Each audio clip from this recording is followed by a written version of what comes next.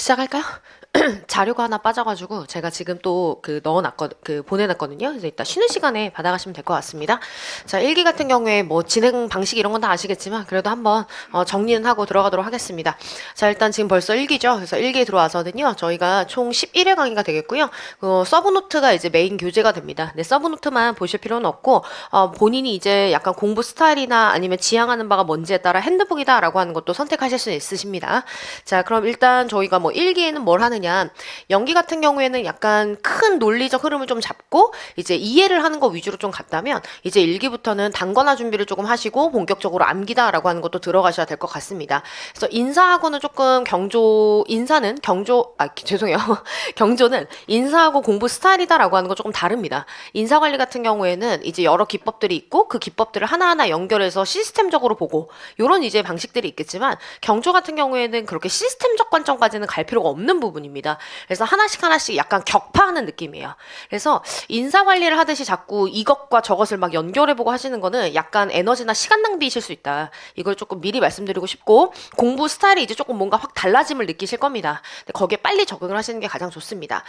그리고 무엇보다 경조 같은 경우에는 일단 양이 뭐 많죠. 양이 많고 또 내용 자체도 워낙 정확하게 써야 되는 부담감이 인사 관리에 비해서 더 큽니다. 그래서 웬만하면 핵심 문장이나 키워드다라고 하는 것도 저희가 정확하게 이제부터 이해하고 암기하고 좀 요 작업들을 일기부터 미리미리 좀 해놓으셨으면 좋겠어요. 그래서 지금 핵심 문장 키워드 이런 것들을 이제부터 뭐 암기해서 정확하게 쓰자 이런 말씀을 드렸잖아요. 그럼 이 암기다라고 하는 게 그냥 오는 건 아니라고 말씀드렸죠. 이해를 조금 해야지 이 문장 표현이 왜 그런지가 납득이 되면서 암기에 그때부터 도움이 되는 거니까 여러분 웬만하면 문장을 정말 뭐 영어 문장 해석하듯이 좀 그 이면의 뜻을 좀 아셨으면 좋겠다 이런 바람은 좀 있습니다. 자, 그리고 이제 이 일기에서는 50점짜리 기출문제를 이제 풀이를 할 겁니다. 그래서 50점짜리는 또 25점하고 약간 다른 느낌일 수 있어요. 25점에 비해서 워낙 이제 덩어리도 크고 시간이나 아니면 에너지 소비도 큰 부분이기 때문에 좀 연습을 해서 이제 일기에서 좀 편안하게 만들어 놨으면 좋겠다. 이런 바람이 좀 있습니다. 자, 그리고 이제 연습문제집이다라고 하는 걸로 2기를 들어가는데 미리 조금 말씀드리면 지금 저희 수업 같은 경우에는 동차준비생이 좀 많다. 그렇죠? 동차준비생이 많으신데 지금 1기 끝나고 난 다음에 어떻게 할까 되게 많이 고민을 하세요. 이제는 1차에 올인을 할까? 뭐 1차가 어렵게 나올 것 같은데 어떡하지? 이런 방황을 많이 하시는데 제가 미리 말씀드릴게요. 저희가 2기 때 연습문제집을 나가는데 2기 총 8회예요. 8회 강의 중에 4회 아니면 5회까지 갈 수도 있습니다. 자, 이때는 그냥 연습 문제집 진도를 계속 나갈 거예요. 그래서 연습 문제집 정리하고 그리고 그 다음 시간에는 정리한 것 중에 한 문제 모의고사 보고 그러니까 정확하게 연습 문제집 암기만 계속 시킬 거예요. 앞쪽에서는. 자, 그러면 이거를 웬만하면 동차생분들은 여기까지는 듣고 1차 준비로 가세요. 그 다음 이제 5회부터 나머지 강의가 있죠. 뭐 8회까지, 종강까지는 이때는 선택을 하시면 된다. 아, 나는 1차에 올인을 할래요. 그러면 이때는 그냥 쫙 빠지시는 거고, 아니다, 나는 조금 그래도 최대한 끌고 가보겠다라고 한다면 본인이 끌고 갈 수 있을 때까지 끌고 가는 겁니다. 그렇죠? 근데 여기까지는 동차생분들 무조건 전 들어야 된다고 생각해요. 그러지 않으면 1차 시험 합격하시고 난 다음에 2차로 복귀 못 하세요. 그럼 어디로 가셔야 된다고 했어? 연기 1기까지 들었는데 2기를 제대로 못 갔다. 그럼 이제 1차 시험 딱 끝내고 나서 2기, 3기를 막 동강으로 뺀다. 뭐 그러면 좋겠죠. 근데 그게 쉽지 않아요, 여러분. 할 수 있을 것 같지. 그치? 근데 제가 미리 예언 하나 하면 1차 시험 딱 끝난 그 토요일 날 끝나잖아요. 그죠? 1차 시험 딱 채점하고 이제 일요일 날에 막 어떡하지? 막 의욕이 있다가도 그때 월요일부터 갑자기 막 합리화가 시작돼. 이거 뭐 몇 달 이렇게 한다고 될까? 아, 그냥 내년에 유예로 할까? 그래, 내년에 유예로 정석대로 해보는 거야.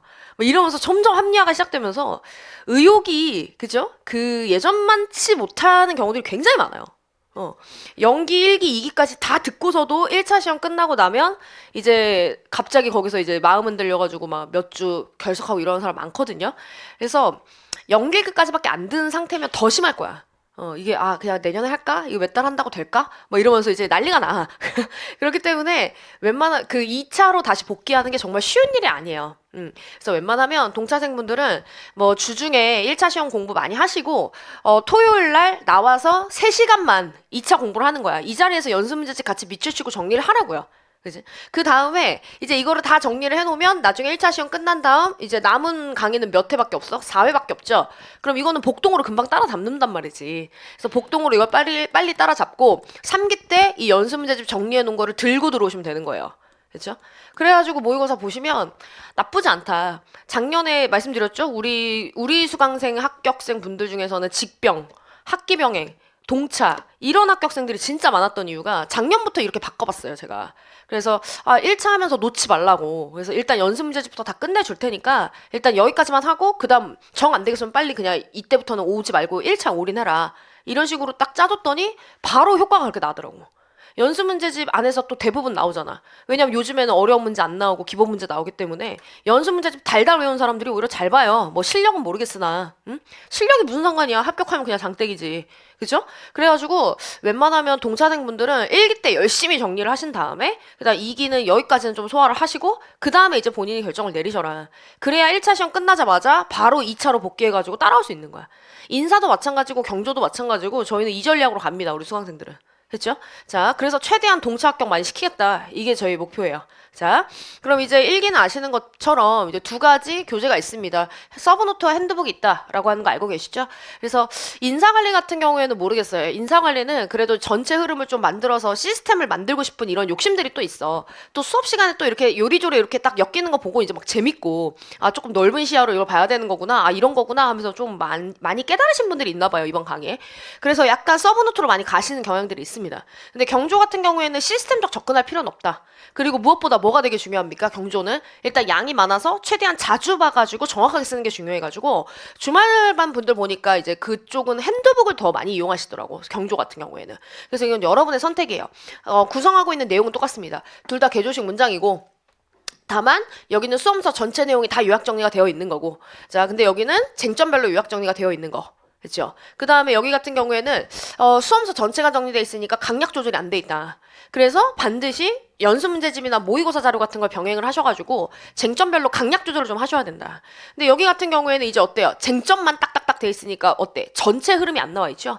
그래서 이때는 웬만하면 수험서 전체 목차 같은 거를 좀 병행하셔라. GS 연기 때 자료 다 나갔죠?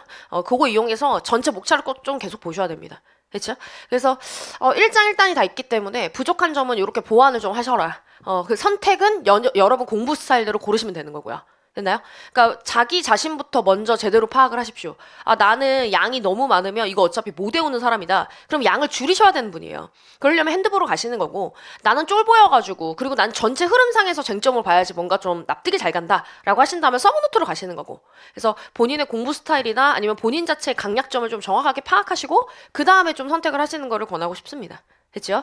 자, 그 다음에 뭐 됐어요. 판서노트 이런 거 이용하시는 건 다 아실 거고요. 수업 시간에는 저희가 쭉 어떻게 해요? 강의를 하고 강의로 설명을 쭉 하고요. 그 다음에 이렇게 책 정리를 해주는데요. 이제부터는 다 어때요? 핵심 문장만 있습니다. 서브노트든 핸드북이든. 핵심 문장만 있기 때문에 이제부터는 문장이 아니라 키워드 중심으로 밑줄이 거의 다 들어갈 겁니다. 그럼 키워드 중심으로 밑줄을 치고 나면 여러분은 이제 뭐 해야 돼요? 수업 시간에 제가 쳐준 밑줄과 그리고 여러분이 복습할 때 치는 밑줄을 좀 구분해서 치라고 말씀드렸죠. 왜냐면 여러분이 지금 밑줄을 칠 때는 정확하게 뭐가 핵심 문장이고 무슨 단어가 되게 의미가 있고 이걸 아직 100%는 모르시니까 좀 밑줄을 좀 많이 치시는 편이에요, 여러분은. 혼자 치면. 그러니까 웬만하면 연필로 좀 쳐놓고 나중에 좀 지울 수 있게 해주시는 게 좋다. 됐죠? 그래서 뭐 색깔을 달리 하든 뭐 하든 방법을 선택해라 라고 말씀을 드렸습니다. 자, 그럼 요렇게 해서 제가 수업 시간에 밑줄을 다 쳐주고 나면 여러분이 이제 독서실 가셔가지고 복습을 하실 거죠? 복습을 하실 때 일단 책을 많이 보셔야 돼요. 제가 다시 한번 말씀드리지만 여러분 답안을 보면요. 어떤 스타일들이 보통 있느냐. 첫 번째 스타일은 내용 자체가 틀린 건 아니야. 내용이 틀린 건 아닌데 표현 자체가 그냥 학문적 표현이 아니야. 전부 다 뭐냐면 전부 다 구두체로 표현을 해. 이런 스타일들은 어떤 스타일이다? 강의의 의존도 100%예요. 그냥 수업 시간에 들은 대로 쓰는 거야. 근데 여러분 수업 시간에 이렇게 우리가 구두로 막 설명을 하는 건, 그러니까 강의다라고 하는 건 목적이 뭐라고 생각하시나요? 제 강의의 목적은 이해예요. 이해. 이해를 시켜야 그 내용들을 토대로 해서 텍스트로 이제 넘어간다라고 저는 생각하거든요. 그러면 이 구두로 계속 표현하면 당연히 어떻게 돼? 이게 학문적 표현들이 아니니까 정확성이 굉장히 많이 떨어집니다. 이렇게 하시면 안 돼. 결국 내가 강의를 통해서 내용을 이해하고 났으면 이건 반드시 어디로 넘어가야 된다? 책에 나와 있는 텍스트로 정확하게 표현하셔야 돼요. 그래서 저는 책을 많이 봐야 된다고 생각합니다. 선생님, 저는 책에 있는 문장이 너무 어려워서 현출이 안 돼요. 그럼 더 보셔야죠. 더 많이 봐가지고 내 말로 더 체화를 시켜야지. 그죠? 근데 너무 텍스트를 안 봐요. 요즘 분들 보면 텍스트 자체를 오래 보질 못해. 내가 가만히 보면. 근데 그러면 안 된다. 그거 반드시 극복해야 되는 문제입니다. 그래서 이제 서브노트를 회독을 하는데 일단 처음에 읽으실 때는 처음부터 끝까지 다 보셔야 돼. 그리고 복습 시간 그렇게 많이 안 걸려요. 왜냐면 수업 시간에 거의 다 밑줄 쳐주고 막 다 설명하고 넘어가고 또 다 요약이 돼 있기 때문에 복습할 때 그렇게 시간 안 걸리세요. 그러면 이제 뭐 하셔야 되느냐? 1회독 할 때는 전체를 다 뭐 해야 된다? 꼼꼼히 쭉 읽어보세요. 그래서 이제 연필 같은 걸로 내가 이해가 잘 안 되는 문장이나 좀 의문이 있는 부분은 옆에 물음표든 체크든 해놔. 해놓은 다음에 그 다음에 이제 뭐 하냐면 수험서가 있으시면 두꺼운 수험서를 열어가지고 이게 무슨 의미지? 내가 체크해놓은 거 있잖아. 이렇게 해놓든 물음표를 해놓든 체크한 부분들을 두꺼운 책을 열어가지고 찾아보세요. 내가 혹시 이게 너무 요약이 돼 있는 문장이라 못 알아듣나? 이런 걸 수도 있잖아. 그래서 두꺼운 책 찾아가지고 이게 무슨 뜻이지? 이게 근거가 여기 있었나? 아니면 이 문장이 이렇게 정리가 돼 있는 거구나? 좀 찾아보고 그래도 의문이 해소가 안 되면 이건 바로 뭐가 되는 거야? 질문거리가 되는 거예요. 자, 그 다음에 이제 어떻게 해요? 그러면 다 해석이 다 끝났으면 이제 2회독 들어가시는 거죠. 그 2회독 하실 때는 제목 목차하고 제목 목차에다가 플러스 밑줄 내용만 쭉 한 번 더 봐봐. 보면서 이거 가지고 내가 전체 내용을 연상하거나 설명할 수 있는지를 확인해 보셔야 돼요. 그러니까 여기는 진짜로 책에 이렇게 있으면 밑줄을 안 쳐놓으면 처음부터 끝까지 다 읽어야 되는 거지만 밑줄을 쳐놓으면 이제부터 어떻게 되는 겁니까? 밑줄을 쳐놓으면 자, 인상형성 이론이다 라고 하는 것은 그 사람이 어떤 사람인가에 대한 인식을 통해 그 사람을 지각하는 거라고 했지. 그치? 자, 그러면 이 인상이다라고 하는 게 대체 뭐지? 인상은 타인에 대한 느낌 그 자체를 말하는 거야. 그렇죠? 그래서 밑줄 친 것만 갖고 이렇게 계속 이야기하셔야 돼요. 이게 되는지 확인을 해봐야 돼. 근데 안 된다. 그럼 뭐가 문제인 걸까? 이해가 안 된 거야. 이 텍스트 문장 자체가 내 말로 안 나온다는 건 내가 이걸 지금 변환 못 시키고 있다. 이걸 내가 제대로 인식을 못 한다. 분석을 못 한다. 그렇죠? 그래서 이 작업을 한번 해보셔야 됩니다. 그렇지 않고 이거를 나는 한 토시도 안 틀리고 다 똑같이 외워야지 라고 하시면 그냥 불가능에 도전하시는 거예요. 자, 그리고 나서 이제 뭐 하셔야 돼? 다 하고 나면 이제 또 3회독 하셔야지. 계속 봐야 된다니까. 또 보고 또 보고 또 보고 또 보고. 그래야 안 까먹어 경조는. 그럼 3회독 들어가실 때는 이제 뭐 하실까요? 이번에는 제목 목차만 보고 밑에 내용 연상되나 확인해 보세요. 정확하게 연상은 안 되지만 제목 목차를 보고 그 밑에 여기에는 개념하고 특징으로 정리돼 있지. 서술체계라도 떠오르는지 확인하든가. 아니면 이거는 이유가 뭐였지? 이유라도 설명이 되는지 한번 확인해 보던가. 내용을 자꾸 연상을 해봐야 돼. 이런 연습 안 하시면 어떻게 백지에 놓고 답안을 써요. 답안은 백지에다가 그냥 다 쏟아내는 거잖아. 근데 한 번도 내가 스스로 끄집어낸 적이 없는 사람이 어떻게 백지에다가 바로 드립다 씁니까? 됐죠? 그래서 이런 연습 좀 해보셔야 된다. 그리고 나서 이제 뭐 하셔야 돼? 나 다음날 모의고사 봐야 되잖아. 그리고 이제부터 뭐 한다? 다음날 중간고사 보면 여러분 어떻게 공부해? 계속 보잖아. 그치? 다음날 중간고사다라는 생각으로 이제 마지막 회독을 계속 돌리시는 거야. 할 수 있는 데까지. 그리고 나서 여기 와가지고 문제지를 여기서 보세요. 사전에 내일 모의고사 뭐 나오지? 찾아서 보고 막 준비하고 의미 없다잉. 여기서 그 기출문제 모의고사 봐서 1등 하는 게 뭐 의미 있어? 그 문제 똑같이 나오지도 않는데 다시. 그렇지 않아요? 근데 모의고사 왜 봐요 선생님? 왜 보는 겁니까? 실전 연습이에요. 내가 이만큼 공부를 했는데 이 중에 내가 랜덤으로 요거 하나 물어봤어 문제로. 그럼 나는 이만큼 공부한 거에서 문제에 맞춰서 이 내용들을 답안에 현출할 수 있나? 이걸 계속 반복 훈련시키려고 모의고사 보는 거고 기출문제가 가장 어때요? 좋은 문제고 또 재기출될 만한 것만 시험 봅니다 저희가. 그렇기 때문에 연습 계속 하는 겁니다. 됐어요? 무슨 말인지? 그래서 최대한 많이 보고 오셔야 된다. 그렇게 해서 아웃풋을 자꾸 만들어야 된다. 그래서 워크북이 이렇게 나가긴 합니다. 나가고 사전에 공부 다 끝나고 잠자기 전에 이거 문제 본 다음에 뭐 하라 그랬어요? 10분 딱 제한 시간 놓고 목차 짜보라 그랬죠. 근데 목차 짜보라고 했더니 뭐 그냥 로마자 목차 이렇게 잡아놓고 아라비아 뭐 요 대강 이렇게 잡아놓는데 이렇게 대강 잡는데 무슨 10분이 걸려요. 그죠? 선생님 왓다시야 그렇게 빠가 아님. 그러면 이제 왜 10분이나 줬겠습니까? 디테일하게 잡아보라는 거야. 요 밑에 여기 개요다라고 하면 여기에는 뭐 쓰고 뭐 써야지. 서술 체계라도 다 잡아놓고. 그죠? 반가로 원목차까지 전부 다 잡아봐야지. 그리고 뭐도 해보고 브릿지도 넣어보고 서론이나 결론. 아, 그럼 넥스트 결론? 결론에는 뭐가 들어와야 되지? 이런 것까지 전부 다 고민을 좀 진지하게 해보라는 거야. 10분 동안. 그런 다음에 여기 와서 이제 뭐 합니까? 이 중에 한 문제가 나오잖아. 그럼 목차 다 잡아놨지? 그럼 이제 뭐 하는 거야? 드립 다 쓰시는 거지. 그렇게 해서 40분 컷 안으로 완성하셔야 되는 거예요. 목차 미리 다 잡고 오신 분들은. 됐나요? 그렇게 해서 전체 강의 프로세스가 조금 제대로 돌아갔으면 좋겠다. 그래야지만 여러분이 이제 2기 들어가실 때 경영조직은 그나마 좀, 회독을 좀 안 하고 들어갈 수 있게 되는 것 같아요. 자, 그래서 제가 잠깐 말씀드리면, 캘린더 하나 나갔죠? 자, 캘린더 보시면, 여기도 이제 딱 한 장 나갔습니다. 인사도 한 장 나갔고, 경조도 딱 한 장 나갔죠? 그럼 지금, 여기죠? 3월 10일. 개강날이고 뭐 모의고사 제출하는 날들이 있어요. 근데 제출만 이때 하는 거지 모의고사 하는 거 뭐 거의 매일 있다 이렇게 보시면 됩니다. 진도가 안 맞으면 없는 날도 있고 그건 제가 공지를 할 거예요. 근데 어쨌든 거의 매일 있고 여러분이 뭐 자체적으로 자발적으로 참여하시면 되는 겁니다. 그럼 저희가 지금 GS 2기가 요 다음 주로 제가 알고 있거든요. 4월 11일 날 개강이에요. 그럼 지금 요때 다 뭐했어요? 요때가 종강이야. 종강을 안 썼네? 요때가 종강이에요. 죄송해요. 자, 맞지? 맞잖아. 11회니까. 그죠? 요때가 종강이에요. 그러면은 여러분이 지금 여기 GS 2기 들어갈 때까지 몇 주가 남은 거야? 1주, 2주 남은 거예요. 그쵸? 근데 GS 2기 개강 날인 요 날짜에는 어떻게 될까? 요때는 모의고사 준비하셔야지. 그지? 과목마다 다 다르겠지만 뭐 복습형 모의고사 보는 선생님도 있고 예습형 모의고사 보는 선생님들도 있지만 예습형 모의고사 보시는 선생님들 같은 경우에는 이때 모의고사 준비해야 될 거 아니야. 진도별. 그지? 그러면 지금 전 과목을 마지막으로 한 주 돌릴 수 있는 건 요 한 주예요, 거의. 그죠? 한 주잖아, 한 주. 그러면 이때 최소한 노동법이든 행정이든 인사든 뭐든 하나 빨리 돌려야 되는 거 아니야? 하나가 뭐야? 두 개는 돌려야지.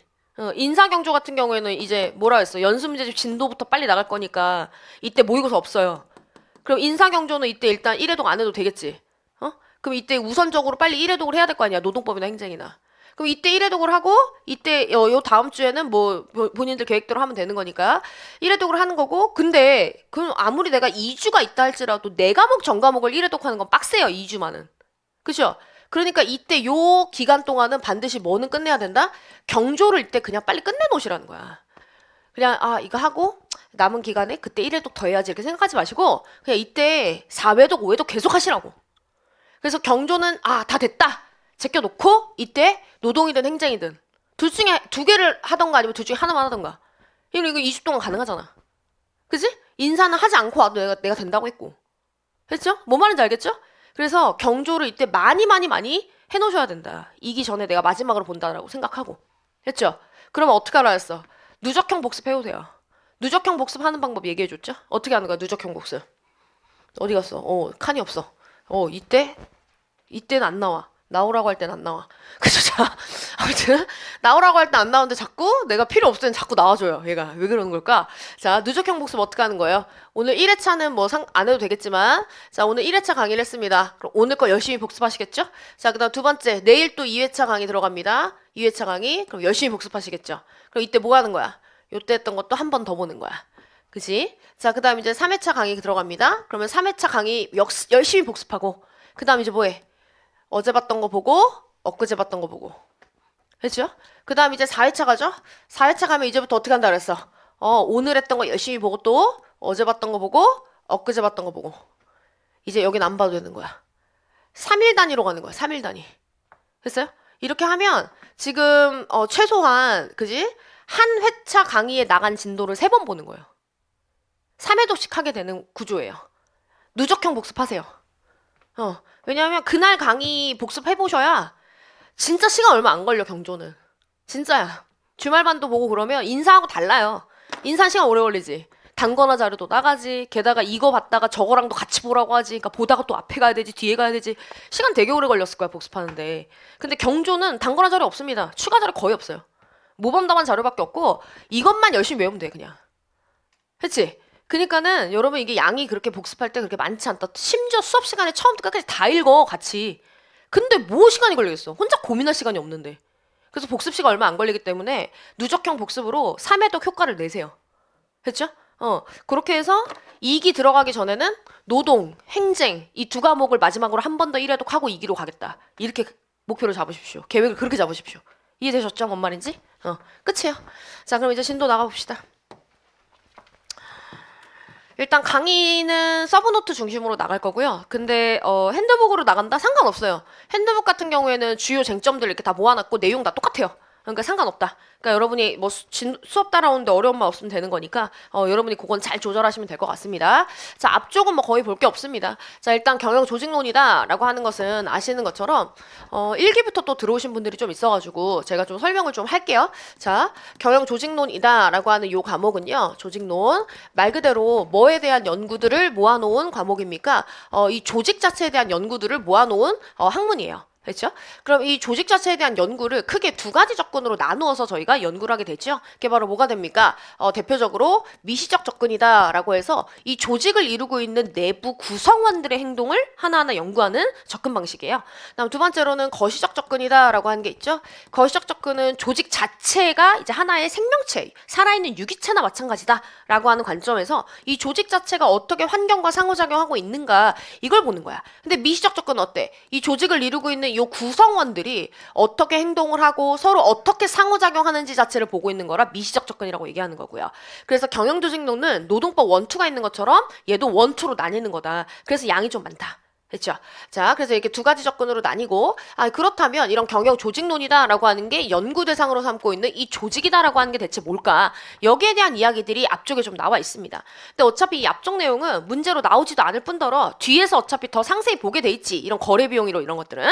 그래서 가볍게 그냥 쭉 넘어가시면 돼. 자, 일단 첫 번째로 조직이다라고 하는 건 어떻게 생겨나게 된 걸까? 조직의 뭐 탄생 동기 또는 조직 자체가 어떻게 생성됐는지 그 형성의 원인이다라는 걸 이제 원인이다 라고 보시면 됩니다. 자, 일단 첫 번째 이유는 분업 때문이래요. 분업이다라고 하는 거 다 배우고 오셨죠? 자, 분업 뭡니까? 한 작업자가 담당하는 과업의 수를 축소시키는 거라고 다 배우고 오셨을 겁니다. 자, 그러면 이렇게 각자 나누어서 과업을 수행하게 되면 이때부터 어떻게 해야 될까? 연결의 필요성이 커집니다. 분명히 인형 하나 만드는데 나는 눈깔 붙이고 너는 팔 만들고 너는 다리 만들고 너는 몸통 만들어. 그럼 결국은 이 과업들을 뭐 해야 되는 거야? 합쳐야지 인형이 나오는 거잖아요. 그래서 분업을 통해서 우리가 엄청나게 효율성을 증진을 시킬 수 있는데 이 분업을 하니까 연결을 해야 될 필요성이 있더라. 그럼 이 과업들을 연결하는 걸 우리는 이 연결이다라는 걸 계속 시도하다 보니까 결과적으로 뭐가 만들어져? 계층도 만들어지고 그다음 부서도 만들어지고 회의 기구도 만들어지고 그래서 조직구조다라고 하는 게 탄생하게 됐다는 거예요. 자, 그 다음에 이제 보시면 두 번째로는 거래비용이다라고 하는 게 나와 있죠. 자, 거래비용이다라고 하는 거 개념 저희가 어떻게 됩니까? 여기 나와 있네. 교환시장에서 거래 상대방과 시비하고 그리고 감시하는 데 들어가는 모든 비용이다라고 얘기하죠. 예시 기억나요? 뭐 충청도 뭐 그런 유머가 있다 하면서 얘기해 줬잖아요. 그래서 수박 사러 가면 충청도에서 수박 사러 가면 사장님한테 얼마예요? 사장님 뭐라 그런다 그랬어? 맞춰봐요 이런다 그랬지. 그치? 그래서 뭐 한 10,000원 드리면 돼요? 이러면 아유 10,000원에 가져가요. 아유 굶어 죽어야지 막 이런다고. 그치? 그래서 아유 그러면 한 뭐 15,000원 드리면 돼요? 이러면 뭐라고 한다 그랬어? 가져가요 하면서 수박 다 깨 부수면서 이놈의 수박 장사 때려쳐야지 막 이런다고 얘기해줬잖아. 가격을 얘기를 안 해줘. 그치? 그럼 이게 무슨 시간 낭비냐 이런 얘기 했었죠. 그래서 외부 시장에서 남하고 거래할 때는 계속 뭐 해야 돼요? 흥정해야 되지, 서로 가격 깎아야 되지, 또 상대방은 나 등쳐먹으려고 속여먹지, 그럼 난 또 안 속으려고 뭐 더 알아보지. 이거 전부 다 뭐예요? 불필요한 비용 낭비라는 거예요. 그러면서 이 이론은 뭐라고 얘기하느냐? 이 거래 비용이다라고 하는 걸 뭐 해야 된다? 줄여야 된다. 이 거래 비용을 줄여야 조직 입장에서 소요되는 비용이 감소되는 거니까 효율성이 더 올라간다는 거예요. 그렇죠? 그러면 이 비용을 줄이려면 어떻게 해야 돼? 물어보니까 뭐라 그래? 남하고 거래하지 마. 네가 다 자체적으로 알아서 해. 이렇게 얘기하는 거야. 그럼 이제 김치 공장 가는 내가 김치 만들려고 무랑 배추랑 다 농부한테 사왔었죠. 근데 이렇게 하면 어떻게 된다고? 농부 아저씨가 나 속여먹고 막 가격 더 더블로 막 뭐 뻥튀기해서 받아먹고 막 이런다고. 그러니까 어떻게 해야 돼? 내가 다 무농사 배추농사 지어야 된다는 거야. 그럼 이게 결국 뭘 만들어내는 거다? 거래 비용을 줄이기 위해 모든 거래들을 전부 다 내 안으로 끌고 들어와서 내가 자체적으로 다 해결을 한다. 그러다 보니 뭐가 만들어져? 이 배추농사, 무농사 관리하는 부서, 김치 공장, 즉 김치를 생산하는 부서, 자연스럽게 조직이 만들어진다는 거야. 됐어요? 그래서 거래비용 이론은 거래비용을 줄이기 위해서 모든 걸 다 뭐 했다? 조직 내부로 끌어들임으로써 이걸 통해 조직 내부에 제도와 조직이 만들어졌더라 라고 이야기를 하고 있는 이론입니다. 됐죠? 그럼 다 됐네요. 조직이다라고 하는 건 왜 탄생하게 된 거야? 조직은 어떻게 형성되게 된 거야? 이유가 뭐야? 첫 번째, 분업을 통해서 효율성을 극대화시키다 보니까 그 분업한 작업들을 연결할 필요성이 있더라? 그래서 그걸로 연결하려고 하다 보니까 뭐도 만들어져. 부서도 만들어지고 회의기구도 만들어지고 자연스럽게 조직이 나타나게 됐어. 두 번째, 거래 비용이다라고 하는 거 이거 되게 불필요한 비용이거든. 이거 없애려면 모든 거래를 다 내부로 끌고 와야 됐었어. 그러다 보니까 자연스럽게 담당자 생기고 부서 생기고 그래서 조직이 만들어지게 된 거야. 이렇게 얘기를 하고 있는 겁니다. 그래서 거래 비용 이론은 저희가 뒤에서 상세히 봅니다. 자, 그럼 이렇게 탄생한 조직이다라고 하는 건 대체 뭔데? 잠시만 체크하고 넘어갈게요. 왜? 이 조직의 개념 정의는 누구 없이는 이해할 수 없다? 버나드라는 학자 없이는 이해할 수 없기 때문에 일단 개념만 체크하고 넘어갈게요. 자, 그럼 조직은 공동의 목적이다라고 하는 걸 달성하기 위해서 2인 이상의 사람들이 모여서 상호작용하고 있는 사회적 구성체를 말하는 겁니다. 그렇죠? 그럼 이 조직은 다음 페이지 볼까요? 어떤 형태나 유형으로 존재하느냐. 여러 학자들이 조직의 유형을 이렇게 분류하고 있습니다. 근데 문제로 나오지 않습니다. 나오지 않고요. 그냥 이런 게 있구나 하고 넘어가시면 됩니다. 그래서 여기는 정말 그냥 분류 기준만 봐놓으세요.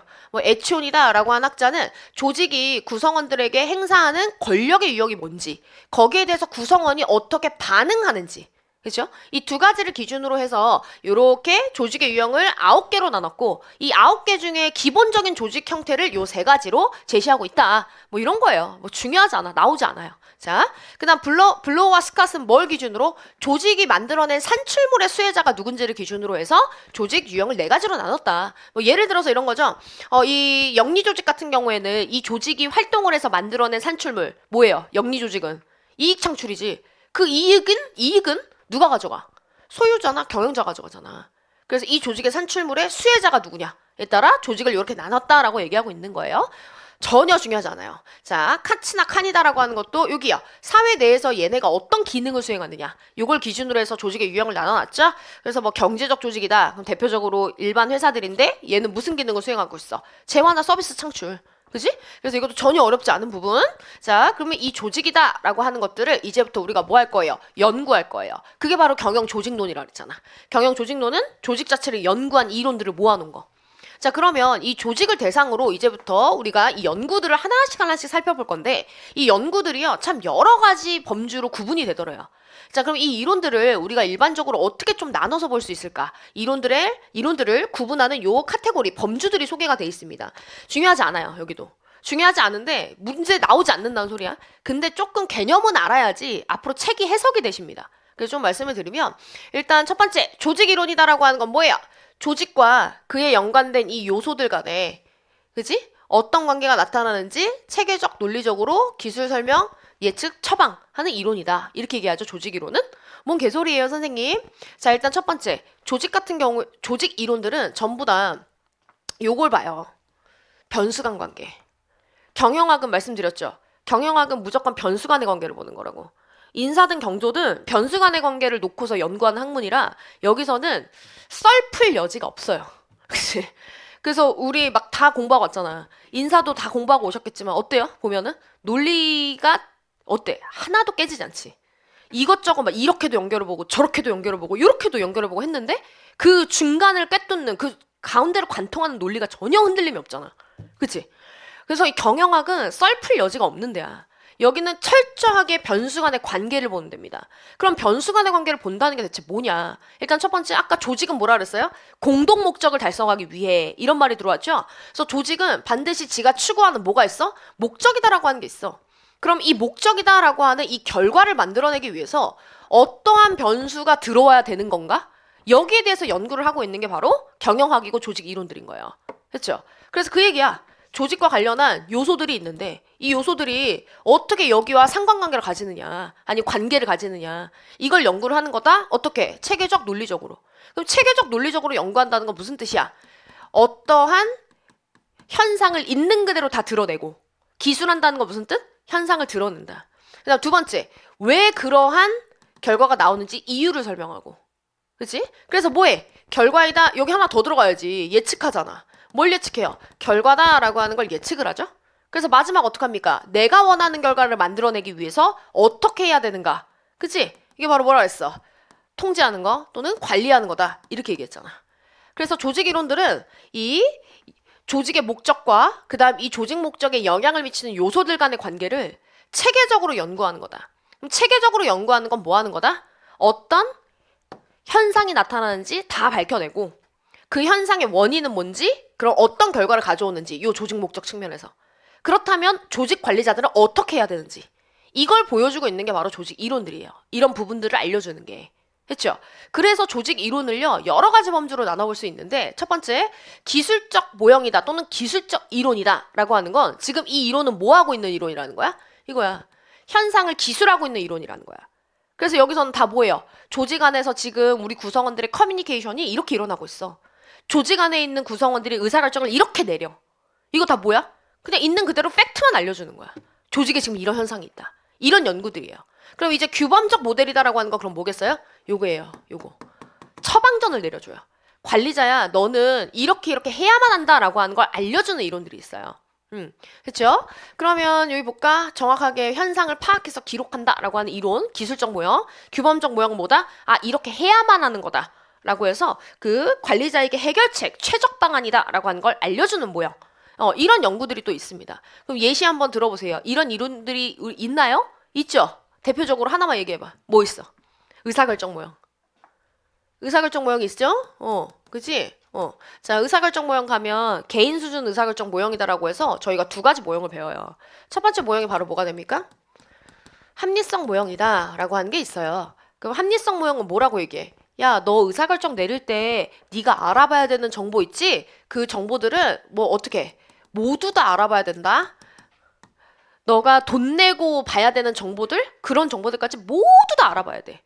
그리고 완전한 정보들을 다 수집한 다음, 완전한 정보를 탐색한 다음에 뭐 해야 돼? 대안들도 다 완벽한 대안들을 개발해 놓은 뒤, 이 중에서 뭘 고르라고 얘기해? 베스트 오브 더 베스트. 최적 대안이다 라고 하는 거, 이거 선택해야 돼. 이렇게 얘기해요. 근데 이거 여러분 제가 말씀드렸죠? 여러분 레포트 쓸 때, 그지? 정보 막 알아보잖아. 그지? 그때 돈 내고 결제해야 되는 논문 보세요?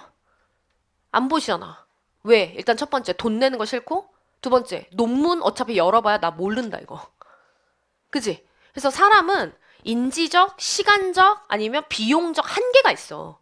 근데 어떻게 완전한 정보, 이 지구상에 있는 모든 정보를 탐색해서 베스트 오브 더 베스트를 대안으로 고르겠어요? 그래서 얘는 현실의 의사결정 모습을 설명하는 게 아니야. 뭘 얘기하는 거야? 의사결정자는 이렇게 해야만 되는 거다. 그래서 이게 바로 무슨 모형이야? 이런 이론이 규범 모형인 거예요. 됐어요? 자, 이게 규범 모형이야. 이런 게. 이렇게 해야만 하는 거라고. 자, 근데 두 번째 볼까? 야, 이거 비현실적이잖아. 그러면서 누가 등판해? 사이먼이라는 학자는 제한적 합리성 모형이다 라고 해가지고 뭐라고 얘기합니까? 야, 실제 내가 의사결정 내리는 걸 보니까 사람은 어때요? 제한된 합리성 하에서 제한된 정보라고 합시다. 제한된 정보 하에서 뭐해? 나의 기준을 만족시키는 그런 만족 대안을 선택하더라? 이렇게 얘기해.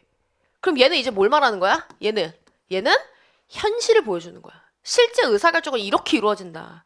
너 레포트 쓸 때 네가 일부러 보기 좋은 무료 자료들, 뭐 블로그에 써 있는 거 이런 것들만 찾아가지고 그거 가지고 그냥 네가 만족할 수준의 레포트를 쓰지 않느냐.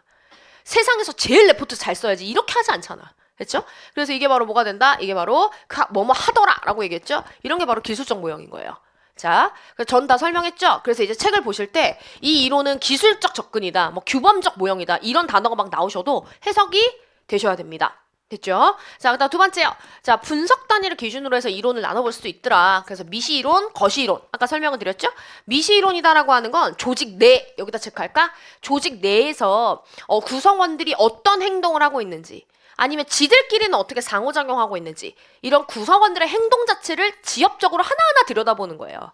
그렇죠? 그래서 우리가 이걸 뭐라고도 얘기합니까? 조직 행동론이라고 얘기를 하죠. 조직 구성원들의 행동을 연구하는 거라서. 했죠? 자, 그 다음에 거시이론이다라고 하면 얘는 어때요? 조직 자체라고 하는 단어, 요게 포인트죠? 그래서 얘는 뭐라고 얘기해요? 야, 조직 자체는 하나의 살아있는 유기체, 생명체다. 그래서 이 조직 자체가 자기가 직면한 이 환경 안에서 어떻게 행동하고 이 환경에 대응하는지를 살펴보자. 크게 보잖아, 조직을. 하나의 덩어리로. 그지? 그래서 뭐래요?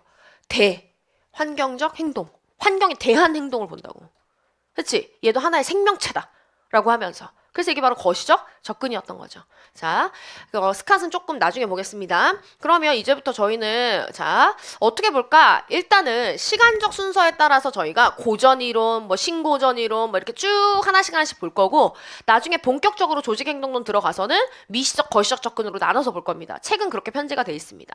자, 그럼 일단 이 이론이다라고 하는 거의 발전사라고 하는 거 한번 보도록 하죠. 시간적 순서에 따라 이론이 어떻게 전개됐는지를 보겠다라고 하는 건 이론의 발전사라고 보시면 됩니다. 그럼 지금부터 이 발전사라고 하는 걸 볼 건데 얘는 선생님 왜 보는 건가요? 얘는 딱 하나입니다. 이 조직 이론이 뭘 지향해야 되는가에 대한 관점이 이렇게 바뀌어왔다 라고 하는 걸 보여주기 위해서 보는 거예요. 됐어요? 조직 이론이 뭘 지향해야 되는가에 대한 관점이 어떻게 바뀌어왔는지를 보여준다는 거예요. 자, 그럼 이제부터 이론들을 하나하나 볼 건데 자, 미리 좀 말씀드릴게요. 여러분, 이론 공부할 때 우리 어떻게 이론 공부했어요? 이론은 저랑 처음 하시는 분들, 자, 이론이다라고 하는 건 제가 기본 목차 잡아두고 이 목차 하에서 다 통일적으로 정리해놨습니다. 목차 암기라도 좀 덜어보려고. 그쵸? 목차 암기라도 좀 덜어보려고요. 그래서 기본 목차를 꼭 기억하시고 정리를 하시기 바랍니다. 기본 목차를 꼭 준수해야 되나요? 또 그러실 수 있어요. 기본 목차 뭐 준수하고 안 하고는 본인의 자유일 수 있는데 제가 첨삭을 해보면 이 기본 목차 맞춰가지고 정리하지 않으신 분들이 답안지 쓸 때 누락이 진짜 많아요. 그리고 막 이 썼다가 아 맞아 하면서 이제 막 X하고 뭘 더 수정한다든지 아니면 썼다가 빠뜨린 걸 맨 뒤에 가서 보론 처리해가지고 막 쓴다든지 이런 경우가 되게 많으세요. 근데 보론을 쓰는 게 잘못된 건 아닌데요. 안 할수록 좋은 것도 보론이에요. 뭐 말인지 아시죠? 그래서 웬만하면 체계적으로 정리하셔서 체계적으로 쓰십시오. 답안지 쓰시면서 이 말 썼다가 아 맞아 근데 이것도 있고 아 맞아 제가 아까 이 얘기를 안 했죠 하면서 막 왔다 갔다 하는 답안지가 그렇게 좋은 인상을 주지는 못해요 여러분. 우리는 어쨌든 부분 점수제로 막 점수가 나가는 건 아니에요. 신림동은 막 부분 점수제 있지. 근데 실제 첨삭할 때는 그렇게 디테일하게 점수를 못 줘요. 왜? 합산 누가 해? 그치? 합산 누가 합니까? 공무원 시켜 거기? 공단 직원 시킬 거야? 그것도 안 돼요. 그렇기 때문에 거기는 다 죄송한데 죄송해요. 정말 죄송해요. 거기는 다 일하기 싫은 사람들만 있어요. 공단 말고 채점위원 3명, 담당하는 연구위원, 공단 직원 1명, 이렇게 한 팀이거든? 과목별로? 다 일하기 싫어. 그니까 첨삭을 할 때 막 일일이 부분 점수 주고, 이 첨삭위원 그렇게 합니까? 안 합니다. 가뜩이나 빨리 시간 안에 끝내야 되는데 왜 이렇게 글씨는 못 써? 말해서 짜증 이빠이 난 상태에서 무슨 이렇게 부분 점수 주고 합산까지 할 것 같아, 그 사람들이? 아니지. 그렇다고 해서 이 연구위원 시킬 거야? 연구위원도 그게 자기 업무는 아니거든. 관료제 조직에서 뭐 규정에도 안 나와 있는 업무를 자기가 왜? 그치? 그렇기 때문에 조금 막 이거 썼다 저거 썼다 왔다 갔다 하는 거는 그렇게 뭐 부분 점수제가 있는 것도 아니기에 큰 어필도 안 될 뿐더러 총점제 비슷하게 점수 주는 상황에서는 인상이 별로 그렇게 좋진 않는단 말이야. 됐죠? 그러니까 웬만하면 체계적으로 정리하셔서 체계적으로 쓰십시오. 그래서 기본 목차를 조금 제가 자꾸 말씀을 드리는 겁니다. 자, 제가 이렇게까지 했는데도 아 싫다. 그러면 제가 설득을 못한 거니까 제 잘못이죠. 그러니까 맘대로 하시면 됩니다. 자, 아무튼 자, 그럼 이론 목차다라고 하는 거는 일단 어떻게 시작하죠? 저희는 개요다라고 하는 걸로 시작을 합니다. 자, 개요는요 많은 거 필요 없어요. 지금 개요 쓰느라고 시간 낭비하시면 안 된다. 개요는 점수가 몇 점 있는지 알 수 없을 뿐더러 많이 줘봐야 제가 보니까 2점이야. 그러니까 이 개요는 무조건 딱 2문장이야. 뭐랑 뭐예요? 대두 배경이나 아니면 전제 아니면 가정. 이 이론이 뭘 전제로 해서 지금 얘기하는 거다. 나는 뭘 가정해서 지금 이 주장을 할 거다. 아니면 얘는 이러이러한 배경으로 등장했다. 그치? 요런 거 하나. 그 다음 뭐 들어와야 돼요? 그래서 나의 핵심 주장은 이거야. 한 문장으로 끝내셔야 돼. 핵심 주장. 그럼 핵심 주장이 한 문장으로 끝난다라고 하는 건 무슨 뜻이겠어요? 이 안에 전부 다 키워드만 바르는 거야 거의. 키워드로만 딱 얘기하는 거야. 됐죠? 자, 아니 여러분 키워드의 힘은 알고 계시죠? 우리는 키워드가 되게 중요해. 왜 그럴까? 제한된 시간과 제한된 분량이 있기 때문에 이걸 주저리 다 풀어서 설명할 수가 없는 거예요. 그렇지 않아요? 그래서 어떻게 우리끼리도 꾼들끼리는 근기법 23조 이러면은 뭐해? 다 알아듣잖아. 근기법 24조 이러면 다 알아듣잖아. 그치? 그게 키워드의 힘이에요. 그리고 우리 답안을 읽는 사람은 전문가야. 그렇기 때문에 키워드로 딱딱딱 얘기를 하면 얼추 이 사람이 안다 모른다에 대한 판단이 서요. 그래서 앞에 이렇게 박아주는 거고, 그 다음 이제 뭐 해야 돼? 이론의 내용으로 가면 뭐 해야 된다? 이 키워드로 딱 압축해가지고 정리한 요 내용을 이제 뭐 해야 돼? 제목 목차 하나하나로 분설해서 구체적인 설명이 들어가는 거예요. 그렇죠? 그리고 제목 목차이다 라고 하는 거를 뭐 해야 돼요? 적극적으로 이용해 주셔야 됩니다. 내용 기술 서술하실 때. 했죠? 자, 그 다음에 이제 꼭 이론에서는 무슨 짓을 하느냐면요. 저도 좀 이상한 짓을 했네요. 공간 지각력이 없어. 그치? 공간 지각력이 없어가지고 이 안에 딱 맞춰서 써야 되는데 이제 공간을 활용을 못했어 지금. 그래서 지금 거지같이 여기다 또 써야 돼. 자, 그럼 이제 이 이론이다라고 하는 거를 이제 뭐 하셔야 되냐면 평가를 해요. 그럼 평가다라고 하는 거는 두 가지인데요. 첫 번째는 뭐냐? 야, 이 이론의 공헌점이 뭐야? 이걸 꼭 써요. 그럼 이 공헌점이다라고 하는 건 보통 어떤 내용들이 들어갈까요? 얘가 새롭게 주장하는 게 뭐야? 야, 이전의 학자들은 발견 못했는데 얘가 새롭게 발견한 게 뭐야? 아니면 진짜로 보통 그런 거야. 뭘 새롭게 얘가 얘기했어? 이 얘기가 주로 많이 들어가고요. 다음 두 번째 뭐 할까요? 한계점이다라고 하는 걸 또 이야기를 꼭 하거든요. 그럼 이 한계점에는 뭐가 들어갈까? 얘가 설명하지 못하는 현상들이 있어. 조직 안에. 그치? 그래서 여러분 꼭 한계를 무조건 단점 이렇게 생각하지 마시고 얘가 어떤 부분들을 설명하지 못하는 부분들이 있나 보다. 얘가 설명해내지 못하는 그런 부분들이 있나 보다. 그래서 여러분 이거는 뭐라 해야 될까? 아니면 두 번째로 논리적으로 어떤 모순이 있나 보다. 그렇죠? 자, 그 다음에 세 번째로는 진짜 말 그대로 야, 너가 주장하는 거는 예를 들어서 과학적 관리법 어떤 비판받아요? 너 인간의 심리를 왜 고려 안 해? 너 인간에 대한 고려가 하나도 없네? 이런 비난 비판들. 그치? 이런 애들이 보통 들어갑니다. 자, 그러면 이제 마지막에 정말 거지같이 가고 있어요, 여러분. 틈틈이 아주 그냥 쓰고 있습니다. 자, 그러면 이제 마지막에 우리가 정리하는 게 뭐냐? 이론의 시사점입니다. 선생님, 이론의 시사점이 이론이 이런 걸 공언했어, 이런 거 발견했어, 뭐 이런 거 아닌가요? 그래서 처음 공부하실 때 많이 질문하시는 게 뭐라 그랬어? 선생님, 저는요, 이론의 공헌과 이론의 시사점, 이게 구분이 잘 안 가요. 이 이론이 이런 거 알려줬다. 이런 거 발견했다. 이게 시사점 아닐까요? 이거 제일 많이 물어보셔요. 근데 제가 말하는 시사점이다라고 하는 거는요. 그래서 내가 배운 이 이론을 관리할 때 어떻게 써먹어야 된다는 거냐. 됐어? 그래서 이거를 관리자가 이걸 어떻게 써먹어야 되는 건데? 구체적으로 얘기해줘봐. 그렇죠? 그래서 구체적인 관리 기법이나 구체적 관리 방안으로 연결시키는 걸 말하는 거예요, 여러분. 했어요? 자, 이걸 말하는 겁니다. 그래서 이론의 기본 목차는 이렇게 정리가 돼 있습니다. 그래서 시사점이 뭐 있을 때도 있고 없을 때도 있을 거예요. 교수님 책에 딱히 없으면 제가 안 써놓긴 했어요. 자, 이렇게 가는 거야. 그럼 이제 물어봐야지. 우리 시험 문제에 이론이 나온 거야. 무슨 이론을 쓰래, 나한테. 그지? 그러면, 자, 이제 가보자. 그렇게 나오면, 자, 자, 일단 첫 번째, 여쭤볼 거예요. 여쭤볼 거예요. 계속 협박하고 있어. 여쭤볼 거예요. 겁만 주고 있어. 그치? 자, 자, 차별화를 하고 싶어. 왜냐면, 그렇잖아. 노경이 가장 그게 큰 문제지만, 문제에서 지금 물어보는 거에 정답이 있죠, 경조도. 노경보단 약간 좀 덜하지만, 노경 거의 숫자로 딱 정답이 있잖아. 그래서 정답을 맞추면 이제 거기는 막 원점이 90 몇 점이래요. 그치? 왜냐면 거기는 1 더하기 1은? 그럼 2잖아.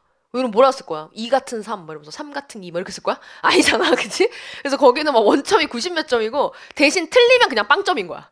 그죠? 그래서 이제, 거기도 정답이 거긴 너무 있는 거지. 근데 우리도 정답이 어느 정도 있죠. 테일러가 얘기한 건 테일러가 얘기한 걸 써야지. 그렇지 않아요? 근데, 그러면 사람들 답안이 다 똑같을 거 아니에요? 그러면 어떻게 답안을 남들보다 조금 더 점수를 더 받지? 차별화를 어디서 포인트를 이제 잡아야 되지? 뭐 이런 욕심, 고민 안 들까? 그치? 그럼 이제 나 답안을 차별화시켜야겠어. 여기를 차별화시켜. 그러면 어떻게 되는 거야? 논탈이야. 그치? 그냥 논탈이야. 테일러가 얘기한 거 쓰라고 했는데 왜 자기 얘기를 쓰냐고.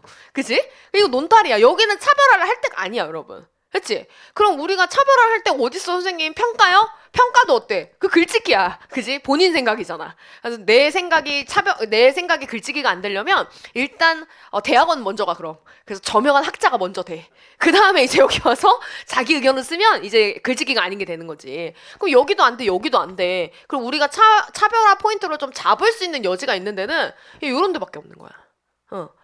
요런 데를 차별화 포인트로 좀 잡아야 되는 거고, 그래서 결론 같은 데에 요런 거를 조금 많이 인사관리 쪽에서 좀 많이 끌고 와서 살짝살짝 이렇게 MSG 치는 답안들이 있어요. 그리고 여기도 어때? 차별화 시킬 때 진짜 없지, 그러면. 진짜 없지 않아요? 그래서 무조건 의식적으로 도식, 영문 이런 거 무조건 하는 거야. 부재 이런 거. 경조는 더 심해요. 인사보다 경조를 더 열심히 하셔야 돼. 도식이면 뭐면. 뭔 말인지 아시겠죠? 그래서 작년 합격자 분들 중에서도 60점 넘으신 분들 막 이런 분들 어떻게 공부했냐, 답안 어떻게 썼냐 물어보면 다 그 얘기하더라. 의식적으로 무조건 한 문제당 난 그림 하나 그린다. 이렇게 생각하면서 차별 어떻게 시켜야 할지 고민을 많이 했대. 왜냐하면 요즘 문제는 기본적인 것만 물어본다니까. 뭐 되게 응용 문제 안 내요. 여러분 옛날 사례형 막 미친 듯이 쏟아졌던 20 그 초중반 회차들 봐봐. 기출 문제들 장난 아니야. 홍길동 나와, 그지? 박세로이 나와. 장난 아니야. 막 사례만 있다만 해 막. 그지? 근데 요즘 최근 기출 문제 보세요. 문제의 분량은 되게 긴데 문제가 물어보는 건 심플해요. 무슨 이론이야 그냥. 그치? 그래서 되게 복잡하게 문제를 안 내가지고 차별화 포인트를 잡을 곳이 많이 없다. 그래서 여러분들이 자꾸 노력을 하시는 게 도식이며 부재며 영문이며, 그리고 우리는 문제가 가끔 예시를 요구할 때도 있거든. 뭐 예시며 이런 것들을 좀 많이 갖다 쓰려고 하는 거예요. 뭔 말인지 아시겠죠? 그래서 일단 경조는 기억하자. 차별화 포인트를 할 데가 없기 때문에 일단 뭐 해야 돼? 와다다다다 다 쏟아야 돼. 답안에. 그 와다다다다 시간 안에 다 쏟으려면 내용 정확하게, 그리고 제대로 암기가 다 끝나 있어야 된다. 시간 안에 완성을 못 하시는 분들이 있을 거거든요. 답안지를 처음에 쓰실 때. 근데 시간 안에 완성 못 하시는 분들은 보통 제가 봤을 때 원인은 딱 두 개밖에 없어요. 첫 번째 원인은 뭐냐? 불필요한 거 쓰느라고 완성 못 하는 경우가 있어. 그다음 두 번째 원인은 뭐게요? 암기가 딸려서야. 암기가 딸리니까 쓰다가 멈추고. 그지? 쓰다가 멈추고 생각해. 암기가 딸리니까 또 쓰다가 멈추고 생각해. 암기가 딸리고 키워드가 없으니까 중원부원 계속 설명이 늘어져.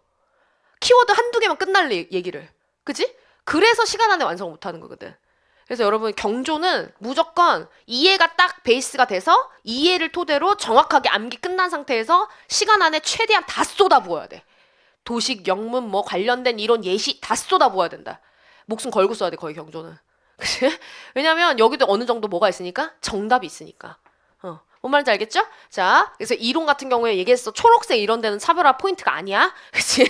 이런 데는 차별화 시키면 안 돼, 여러분. 책에 있는 거 똑같이 쓰는 거야, 그냥. 자, 그래서 이렇게 돼요. 자, 그러면 요 구도대로 제가 다 맞춰놨다고 얘기를 드렸으니까 진짜 선생님이 그렇게 했는지 한번 책 정리하면서 내용 한번 보도록 하죠. 자, 일단 저희가 고전 이론이다 라고 하는 대로 들어가는데요. 우리 고전 이론들은 자, 얘네들은 연구의 방향 자체가 뭐냐? 야, 조직은 있잖아. 효율이다 라고 하는 것과 능률이다 라고 하는 거. 이걸 올려야지. 효율과 능률을 올리려면 어떻게 해야 될까? 이것이 연구 목적이었어. 이런 애들을 저희가 고전이론 이렇게 얘기를 합니다. 자, 그럼 고전이론에는 3종 세트가 있습니다. 그 중에 첫 번째 대표적인 이론이 바로 테일러의 과학적 관리법입니다. 자, 그럼 우리 테일러의 과학적 관리법 딱 보니까 어떻게 돼 있어요? 땡땡 약속했지. 개요는 뭐뭐? 대두배경 핵심 주장. 그치? 서술책에 다 맞춰도 돼 있어. 그냥 들고 진짜 그냥 이해만 돼 있으면 그냥 들고 막 외우면 돼. 자, 그럼 봅시다. 일단 우리 테일러의 과학적 관리법이다 라고 하는 거는요. 자, 여기 첫 번째 줄 볼까요? 경영에 대한 비과학적 접근을 극복하기 위해서 등장했어요. 이거 하나 외우려고 우리 무슨 엄청나게 맞아 옛날 얘기하듯이 막 하지 않았어? 그지? 한번 쭉 읊어볼까? 자, 이게 무슨 말이야 선생님? 자, 경영학에서는 역대급 사건이 있다. 그게 바로 뭐야? 1차 산업혁명, 2차 산업혁명, 3차 산업혁명. 지금은 4차 산업혁명. 그쵸? 자, 우리 테일러 아저씨가 나왔을 때는 1차 산업혁명이 터졌어. 1차 산업혁명은 뭐의 발견을 기점으로 발생한 산업구조의 변환이에요? 증기예요. 그치? 그래서 이 증기다라고 하는 것이 딱 발명이 되면서 우와, 산업구조가 완전히 변해버립니다. 지금 4차 산업혁명은 뭘 발견해서 산업구조가 바뀌었어요? 그치? AI. 그죠? 자, 그래서 디지털 변혁의 시대로 완전히 산업구조가 바뀌는 거잖아. 근데 여기는 이제 증기가 대박이었던 거야. 그럼 이 1차 산업혁명 이전에는 증기가 없이 뭘 이용해서 물건을 만들었습니까? 손으로. 그래서 지배적인 산업 자체가 가내수공업이다라고 이야기를 했었고, 그럼 가내수공업은 다 일일이 손으로 만들다 보니까 대량 생산을 못했어요. 많이 못 만드니까 종업원 숫자도 어때? 많지가 않아. 그래서 한 조직 안에 그냥 뭐야? 종업원 한 3명 있고 사장님 1명 있는 거야. 요런 구도로 돌아갔었단 말이죠. 근데 증기가 딱 나타나면서 이제부터 어떻게 된다? 대량 생산. 물건을 막 찍어내. 물건을 막 찍어내니까 이제 대량 생산. 대량 제조업의 시대로 이제 넘어가게 되는 겁니다. 그러니까 이제 어떻게 돼? 생산량이 많으니까 일손도 많이 필요하네? 그래서 이제 사장님 밑에 300명, 30명 기본적으로 막 이제 있는 거야. 이런 상황이 됐는데, 여긴 지금 그럼 사장님 정신 없겠죠? 근데 우리 사장님이 요렇게 상황이 바뀌었는데도 옛날처럼 사람 관리를 하네? 옛날에 어떻게 사람 관리했는데? 일단 호칭이 뭐라 그랬어? 사장님 아니지? 형이야. 그치? 아, 형님 막 이런다고 종업원들이. 그러면서 이제 여기 보면 자, 일일이 뭐 한다? 일일이 개인사까지 다 알아. 야, 너 아들 이번에 대학 붙었다며? 갑자기 봉투 딱 주지. 야, 등록금에 보태. 뭐 이런다고. 졸라 멋있다. 그치? 자, 등록금에 보태. 야, 오늘 미안한데 조금만 늦게까지 일해주면 안 되냐? 저녁은 내가 쏠게. 뭐 이러면서. 그지? 막 연장근로 수당 다 줘요. 막 안 그런다고 얘네들은. 자, 이게 전부 다 무슨 관리였어요? 비공식적 관리였어요. 자, 전부 다 어떤 거야? 그냥 그때그때 생각나는 대로 그냥 서로서로 좋은 게 좋은 것처럼 그렇게 조직이 돌아갔었어. 근데 지금 상황이 달라졌죠? 그런데도 우리 사장님이 정신을 못 차리고 비공식적 관리를 하네? 그치? 비공식적 관리가 뭐예요? 관리 기준이 없는 거야. 그냥 막 정신이 없어. 사장님이 야 오늘 물건 나가야 되는데 오늘만 진짜 야 야간 근로 해주면 안 될까? 연장 근로 해주면 안 될까? 내가 다음 월급날에 꼭 그 수당 챙겨줄게. 근데 사장님 정신 없지. 까먹어. 수당 안 넣어줘. 그치? 그 다음에 그럼 우리 종업원들 입장에서 이제 어떻게 된다? 아 또 구라치네? 그죠? 아 맨날 착취하네? 이래서 1차 산업혁명 직후에 파업퇴업 많았다 그랬잖아요. 그래서 안 되겠다. 이러면 안 돼. 자, 이렇게 상황이 바뀌었기 때문에 이제부터 뭐 해야 된다? 관리를 하는 데 있어서 이런 기준이 없고 원칙이 없는 관리는 안 된다는 거예요. 그래서 테일러 아저씨가 이렇게 얘기해. 경영에 대한 비과학적 접근. 무슨 말? 비런 기준이 없는 비공식적 관리. 이것 때문에 자꾸 어떻게 된다? 조직 안에서 혼란이 발생하고 그 혼란을 정리하느라고 시간 낭비 발생한다 이거야. 그치? 그래서 그 기준을 제시해 줍니다. 관리의 기준을. 그게 바로 뭐야? 관리의 기준이 과업이라는 거야. 됐어요? 사람을 관리하는데 기준이 필요하네? 그럼 사람 관리의 기준은 뭐가 돼야 된다? 과업이 돼야 된다. 아니 그럼 과업 관리다라고 하는 게 대체 뭐야? 과업을 이용해서 관리한다는 게 뭐야? 물어봤더니 과업을 이용해서 관리한다는 건 적정한 하루의 성과 수준을 설정해 준다는 거야. 이 얘기를 해요. 그럼 적정한 하루의 성과 수준? 그게 뭔데? 물어봤더니 조금 일 잘하는 애가 우수한 작업자. 그지? 비교적 우수한 작업자가 하루 동안 달성할 수 있는 그 작업량, 생산량을 우리는 적정한 하루의 성과 수준이라고 얘기한다. 그래서 이거를 설정을 해주면 이제부터 사람 관리가 합리적이 된다는 거지. 아, 그렇구나. 그러면 있잖아. 이 적정한 하루의 작업량이다라고 하는 걸 어떻게 계산하는데? 물어봤더니 시간 및 동작 연구다라고 하는 걸 통해서 하루 동안 어느 정도 만들 수 있는지를 사전에 계산을 해낸다는 거지. 그럼 시간 및 동작 연구다라고 하는 건 대체 뭔데요? 일단 우리 작업자들의 작업 활동을 일일이 관찰해서 뭐 그림으로 나타내든 막 순서를 이렇게 딱 봐. 그지? 그 다음에 이제 뭐 합니까? 불필요한 작업들을 빼. 그러면 이제 불필요한 작업들 다 빼고 최적의 작업 수행 방식대로 이 작업을 수행했을 때 얼마나 시간이 걸리는지 시간까지 측정을 하는 거야. 그럼 이제 어떻게 한다? 내가 시키는 대로 작업을 수행해서 요 정도 작업을 하면 하루에 몇 개나 만들까 계산이 되는 거야. 그렇죠? 그래서 요걸로 도출된 결과물이 바로 요거다. 그러면 이 시간 및 동작 연구다라고 하는 걸 실시하다 보니까 이제 우리는 뭐도 할 수 있다? 표준화라고 하는 것도 실현시킬 수 있게 됐다. 그럼 표준화는 뭔데? 물어보니까 자 여기는 표준적인 작업 조건으로 최적의 뭐가 되는 거야? 최적의 죄송해요. 표준적인 작업 조건으로 자 이 최적의 작업 조건은 여기 볼까? 다음 페이지 갔다 올게요. 자 효율성과 품질을 높이고 낭비를 줄이기 위한 최적의 작업 수행 방식이다. 이렇게 얘기해. 그치? 그래서 이러한 표준화된 작업 방식으로 죄송해요. 표준화된 작업 방식을 계속적으로 뭐 해야 된다? 유지해야 된다라고 이야기를 합니다. 우리 테일러 아저씨가. 자, 그럼 이제 여기까지 이 두 개가 제일 중요한 개념인데 그럼 이게 대체 종합해서 한번 정리를 해보자. 얘 이렇게 얘기하지? 자, 시간 및 동작 연구를 한다. 그래서 작업을 수행하는 최적의 작업 수행 방법이다. 최적의 방법이에요. 이걸 찾아내. 그럼 이 최적의 작업 수행 방법에는 뭐가 포함되어 있어? 어떤 도구를 사용해야 되는지, 어떤 활동을 해야 되는지 등등등등에 대한 내용들이 여기 다 정리가 돼 있어. 그러면 이 내가 시키는 대로 작업을 수행했을 때 얼마큼의 시간이 걸리는지 시간을 다 측정을 하네. 됐죠? 자, 그러면 그 결과물이 이제 뭘로 나온다? 표준 작업 수행 방식, 표준 작업 시간으로 나와. 그럼 이제부터 우리 종업원들은 무조건 뭐 해야 돼요? 표준 작업 방식, 작업 방법, 그 다음에 표준 작업 시간이다 라고 하는 게 나왔죠? 그럼 이제부터 우리 종업원들은 뭐 해야 된다? 이 표준 작업 방식과 표준 작업 시간을 무조건 준수해야 돼요. 그치? 그래서 삽질을 예시 들어줬지? 삽질 하나를 하는데 야, 내가 가만히 보니까 삽질을 하는데 가장 좋은 도구는 A사에서 만든 삽이야. 그래서 이 삽을 이용해서 삽질해야 돼. 정해놔. 그 다음 두 번째 어떻게 해요? 삽질을 할 때는 60도 각도로 흙에다 꽂으란 말이야. 그 다음 이렇게 해서 한 번에 2kg 이상의 흙을 뜨란 말이야.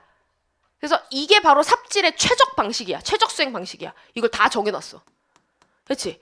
넌 이대로만 하는 거야. 그럼 이렇게 해서 작업을 수행했을 때, 자, 이렇게 작업을 수행했을 때, 이 삽질이 다 끝나는데 걸리는 시간이 얼마큼인지 다 정해놔. 예를 들어서, 이거는 그래서 2시간이면 다 끝난다.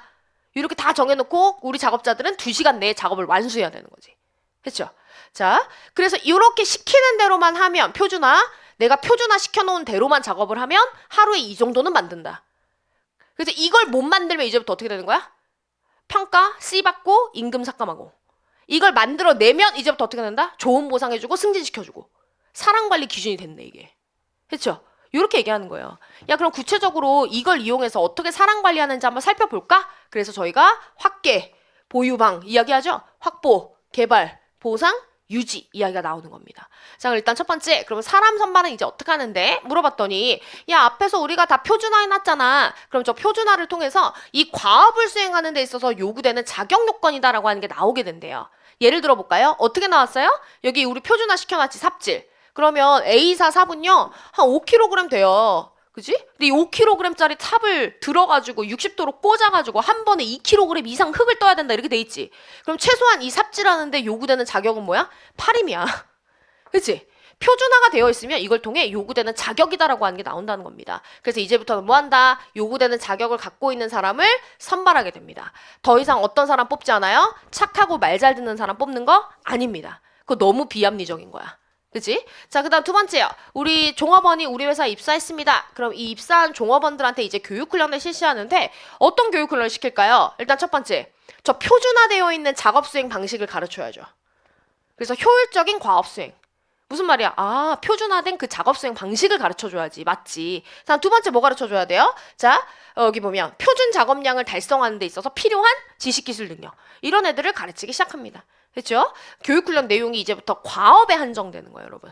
그렇지? 근데 선생님 그럼 옛날에는 저런 걸 안 가르쳤나요? 뭐 가르칠 때도 있지만 보통 예시 들어줬었죠, 연기 때. 신입 들어오면 뭐해? 회식하지. 회식을 하면서 뭐 가르쳐줘?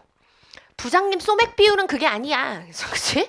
부장님 소맥 비율 알려주고 막 이런다고. 그게 과업 수행하고 무슨 관련이 있습니까? 그거 되게 비합리적이라는 거지, 테일러 아저씨는. 자, 그 다음 세 번째 갑니다. 이제 보상이죠? 자, 그럼 보상은 어떻게 물어봤더니요. 요거 세팅해줬잖아. 적정한 하루의 성과 수준. 그래서 이 생산량을 초과 달성하면 높은 임률을 적용해주고요. 이거 달성하지 못하면 낮은 임률이다라고 하는 걸 적용해줘버려요. 그래서 이제 한 작업장에 2개의 임률이 운영되고 있는 특이한 구도가 되는 겁니다. 그리고 이 보상의 원리는 딱 하나다. 내가 정해준 기준을 성공한 사람한테는 무조건 이런 그에 보상한 상을, 이 내가 정해준 기준을 실패한 사람은 무조건 손해를 보는 요 원칙하에서 보상을 해주는 제도이다. 얘는 이렇게 얘기합니다. 그럼 이렇게 보상 제도를 운영하면 여러분 어떤 효과도 있어요? 동기부여 효과가 있지. 왜? 나 돈 많이 받고 싶어. 그럼 무조건 뭐해? 하루 적정 생산량이다라고 하는 걸 무조건 초과 달성하려고 스스로 열심히 일할 거 아니야. 그렇죠? 그래서 보상을 이용한 동기부여 효과도 있는 거예요. 자, 그럼 기능식 직장제도 한번 볼까요? 마지막입니다. 우리 기능식 직장제도는요. 자, 작업 현장의 감독 체계다라고 이야기를 하고 있고, 그럼 감독이다라고 하는 걸 대체 어떻게 하는 걸까? 자, 볼까요? 어떻게 합니까? 여기는 감독을. 자, 여기 가볼까? 자, 옛날에는 이렇게 했죠. 그래서 우리 아저씨가 어떻게 했어? 사장님이 어떻게 했어? 어느 날 자기가 임금도 넣고, 일손 바쁘면 자기가 현장 내려가서 같이 종업원하고 일도 하고, 뭐 이랬죠. 자기가 다 했어, 그냥. 모든 관리 활동 다 했어. 이걸 우리가 뭐라 그래? 일반 관리자라고 얘기를 하죠. 근데 지금 여기는 내 밑에 300명, 30명 막 이렇게 있어. 그럼 내가 일일이 직접 감독하면서 내가 임금도 넣고 작업 현장 감독도 하고 공급업체랑 계약도 하고 다 할 수 있어 없어? 못한단 말이지. 그래서 안 되겠다. 그래서 이제 묘안을 하나 생각을 합니다. 어떻게 생각하느냐? 야, 내가 보니까 야, 유사한 활동 수행하는 애들 다 묶어봐. 유사한 활동을 수행하는 애들 다 묶어봐. 그래서 이렇게 막 묶여. 그치? 그래서 예를 들어, 야, 생산 활동하는 애들 모여. 자, 그 다음, 여기는 판매 활동하는 애들 모여. 야, 인사관리 활동하는 애들 모여. 이렇게 활동 기준으로 해서 유사한 활동을 수행하는 애들을 이렇게 다 한 집단식으로 묶어요. 그러면 한 집단에는 한 5명 이렇게 있는 거야. 자, 그 다음 이제 뭐 하느냐? 각각의 기능 활동의 전문가들을 이 부서의 짱으로 임명을 하지. 그지? 그 다음 이제 어떻게 해? 야, 너네들은 이 부서 밑에 있는 너희들은 너가 속해 있는 그 부서의 장의 지휘 명령만 받아. 그래서 이제부터 뭐 한다? 여기서 결정 내려주고 아래에서 그냥 그대로 실행을 합니다. 됐죠? 그러면 나 인사팀에 있는 나는 여기 마케팅 부서에 있는 요 부장님한테 지휘 명령 받아 안 받아? 나 안 받아. 무조건 인사팀 부장님한테만, 인사 부장님한테만 지휘 명령 받는 거지. 됐죠? 요렇게 다 나눠놓고 이제부터 뭐해? 얘를 철저하게 관리 감독하겠다라고 하는 시도예요. 자, 그래서 이게 기능식 직장제도라고 얘기를 하는데 기능식 직장제도는 딱 보니까 지금 뭐를 전제로 하고 있어? 기능식 조직구조. 그치? 유사한 기능을 수행하는 사람들을 요렇게 묶어서 조직화시켜 놓은 구조가 기능식 조직구조잖아. 그죠? 했죠? 기능식 조직구조, 사업부지 조직구조는 어느 정도 다 하고 오잖아, 인사관리에서. 그지? 그래서 알죠? 자, 알지? 자, 기능식 조직구조를 전제로 해요. 그래가지고 많이 물어보시는 게 선생님, 기능식 직장제도가 기능식 조직구조를 말하나요? 이걸 많이 물어보셔. 근데 맞아요, 틀려요? 아니야. 그럼 기능식 직장제도 뭐야? 기능식 조직구조라는 구조 하에서 이루어지는 감독 방식이야. 감독체계야, 감독체계. 그럼 감독 어떻게 하는데요? 일단 첫 번째 뭐부터 했어요? 이렇게요. 뭐부터 나눴다? 결정과 실행이다라고 하는 걸 철저하게 구분합니다. 이것도 또 하나의 무슨 원리야? 분업의 원리인 거예요. 그래서 관리자는 의사결정만 반복적으로 내려서 이 의사결정에 있어서 숙련도를 올리는 거고요. 우리 작업자는 뭐 하는 거야? 생각하지 마. 그냥 결정 내린 대로 넌 두잉만 해. 두잉만 계속해라. 그럼 이제 뭐가 된다? 각자 일을 분업하고 있는 거니까 효율성이 올라간다는 거지. 다음 두 번째. 그리고 이제 결정과 실행을 분리해 둔 뒤에 그리고 각자의 구성원들은 누구의 의사결정에 따라야 됩니까? 아무나 모든 뭐 관리자라고 해서 무조건 그 사람 따르는 거 아니야. 해당 분야의 전문가의 의사결정만 따르는 거야. 그치? 그래서 이러한 전문가를 우리가 뭐라고 한다? 일반 관리자가 아니라 무슨 관리자? 전문 관리자라고 이야기를 하죠. 자, 그러면 이제부터 우리 회사 안에는 위계구조가 몇 개가 되는 겁니까? 위계구조가 뭐예요? 결정, 실행의 관계에 있는 걸 위계구조라고 그러지? 그럼 옛날에는 위계구조 몇 개? 하나였어. 근데 지금부터 어떻게 됩니까? 이 복수의 전문 관리자들이 들어오면서 위계구조가 여러 개가 돼 있어. 그치? 그래서 이러한 구도를 만들어 놓고 우리 구성원들을 철두철미하게 관리 감독하는 제도가 기능식 직장제도다라고 보시면 됩니다. 그래서 기능식 직장제도다라고 해서 여기 볼까요? 자, 직장이라고 돼 있죠? 자, 직장에서 요 장자는 뭐라 그랬어? 장인장자라고 했습니다. 그래서 해당 분야의 전문가로부터 지휘명령을 받는 그런 제도야. 그래서 장인장자 들어오는 겁니다. 자, 그래서 보실게요. 자, 일단 첫 번째 여기 보면 단일 상사 체계 이제 아니다. 그래서 뭐라고 해요? 여러 명의 전문가가 각각 기능에 따라 감독하는 구도이다. 자, 그러면 일단 그냥 감독하는 게 아니죠. 뭐랑 뭐부터 쪼개? 책임과 실행이다라고 하는 것부터 쪼개. 자, 그럼 책임이란 단어가 나와 있는데 책임은 경영학에서 무슨 뜻이야? 의사결정이란 뜻이에요. 결정을 내린 사람이 책임을 지는 게 합리적인 거잖아. 경영학은 합리성을 기본적으로 지향하는 거고. 그래서 이 책임이다라고 하는 건 의사결정을 내린다는 걸 뜻합니다. 그럼 결정과 실행이다라고 하는 걸 완전히 나누네요. 그래서 어떻게 하는 겁니까? 관리자는 의사결정 내리고 구성원은 결정된 대로 실행만 해. 걔네는 절대 스스로 생각하지 않아요. 그치? 두 번째 뭐 합니까? 그 다음 작업장을 전부 다 세분화한 다음에 어떻게 기능별로 작업장을 세분화하고 그 다음 각 기능의 전문성을 갖춘 이 감독자가 해당 작업장에 모든 지휘 명령을 내리고 있습니다. 했죠? 자, 이렇게 되다 보니까 이제부터 어떻게 돼요? 한 조직 안에 복수의 위계구조가 형성이 됐고 이 복수의 위계구조 하에서 구성원들을 열심히 관리 감독하는 제도인 기능식 직장제도다라고 하는 게 나타나게 되는 거예요. 했죠? 자, 그럼 이제 이론 평가해 보면요. 가장 큰 공헌점이다라고 하면 테일러가 얘기한 대로 정말로 이 작업장 관리를 하면 생산성이 올라가요. 왜 생산성이 올라갈까요, 여러분? 딱 보니까 왜 생산성이 올라가는 것 같아? 딱 봐봐. 왜 올라가는 거야? 다 얘기해봐. 수업 시간에 얘기하는 것도 근데 좀 이상하죠. 그쵸? 자, 첫 번째, 뭐 때문이야? 올라가는 이유. 최적의 작업 수행 방식이라니까? 뻘짓이 있어, 없어? 단 하나의 뻘짓이 없어. 우리 작업자는 그래서 뭐 해야 돼? 이 최적의 작업 수행 방식대로 작업을 계속 반복하잖아. 근데 이 일이 못하면 말이 돼?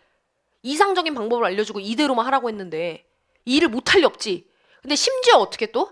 심지어 그 일을 잘할 자질이 있는 애들로만 다 어때? 작업장 구성원들을 맞춰놨어. 전부 다 뭐야? 에이스들인 거야. 그리고 일을 잘하는 방법도 다 가르쳐놨지. 다 알아. 어떻게 해야지만 일을 잘하는지. 또 세 번째는 또 어때요? 심지어 내가 정해놓은 이 하루의 작업량을 달성하면 돈을 많이 준대. 그러니까 애들이 눈에 불을 켜고 졸라 열심히 일해. 그치? 자, 그리고 또 어떻게 됩니까? 여기도 전문가가 결정 내린 대로 얘네는 실행만 하다 보니까 어때? 뻘짓 있다 없다? 없어. 지가 스스로 생각하고 행동했으면 뻘짓하거든. 근데 그게 없잖아. 그래서 얘는요, 정말 실제로 생산성과 능률이다라고 하는 거 엄청나게 올리는 관리 방식으로 엄청 칭찬을 받았었어. 자, 그다음 두 번째 한번 보시면, 그리고 얘는요, 지금 직무중심 인사관리의 토대를 마련했다라고 이야기를 하죠? 이유가 뭐예요? 사람을 관리하는데 뭘 기준으로 해서 사람을 관리하기 시작해? 이 사람이 담당하고 있는 과업을 기준으로 해서 사람을 관리하기 시작해. 이게 바로 직무와 사람을 대상으로 하는 관리 방식인 인사관리의 기본 토대가 되는 거였어요. 기억하시죠? 자, 그런데 문제는 없느냐? 엄청난 문제가 있습니다. 얘는 지금 조직의 효율과 능률을 극대화시키기 위해서 어떻게 해야 된다고 얘기해? 과업을 중심으로 관리해야 된다라고 얘기를 하죠. 근데 이건 공장 내부의 현장에 그치는 얘기야. 그렇지 않아? 생산 라인에는 네가 말한 대로 저렇게 관리를 하면 효율성이 올라가겠지.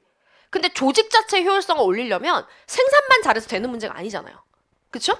그래서 그 지점에서 너 너무 미시적으로 접근한 거 아니니? 너 너무 지엽적으로 접근한 거 아니니? 이런 문제가 발생하고요. 다음 두 번째, 일에 대한 자긍심을 상실하더라 작업자들이 이런 말을 하는데 왜 일에 대한 자긍심을 상실합니까? 이것도 잘 못 쓰던데 보니까 무조건 여러분 인간 소외로 막 계속 부볐잖아. 그지? 자, 이거 왜 그렇게 된다 그랬어? 여기 뭐가 포인트야? 제품 중에서 아주 작은 일부만 조립했기 때문에 이런 말이 나오지? 그럼 얘기했죠. 예시 들어봐. 인사관리 때 다 하고 왔어. 그래서 내가 지금 설명 많이 안 하는 거야. 예시 들어봐. 인사갈 때 예시 들어준 거. 이 지갑이 아니지. 지갑이라 치자. 그치? 막 상상하지 마. 에르메스 막 이러면서 와 너무 상상하면서 막 행복해하고. 자 이제 지갑이 이렇게 딱 DP가 돼 있었어. 근데 이 지갑을 나 지금 어떻게 만들었어요? 우리 회사는 분업과 표준화에 따라. 나는 이 지갑에 요 단추 하나를 달았고 단추도 회사에서 정해준 걸 정해진 방식대로 단 거지 내가 의사결정 내가 판단 내려서 단 적이 없어 이 위치에. 근데 지나가다가 이 에르메스 지갑이 딱 DP가 돼 있네. 그럼 이제 지나가면서 친구랑 지나가다가 저거 우리 회사 지갑이다 하면서 저거 내가 만든 거야라고 말할 수 있어 없어? 말 못하지. 왜? 나는 요거 하나 붙였는데. 심지어 회사에서 정해준 방식대로 정해준 위치에 회사 하라는 대로만 했을 뿐인데 근데 나가서 저거 내가 만든 거야 말할 수 있다 없다? 말 못하는 거야 이제. 그러니까 이때부터 어떻게 돼요? 저 제품이 내가 만든 거야가 아니라 내가 뭐라 했어? 저거 우리 회사 거다 이렇게 얘기했지. 그래서 제품과의 일체감이 상실되는 거야.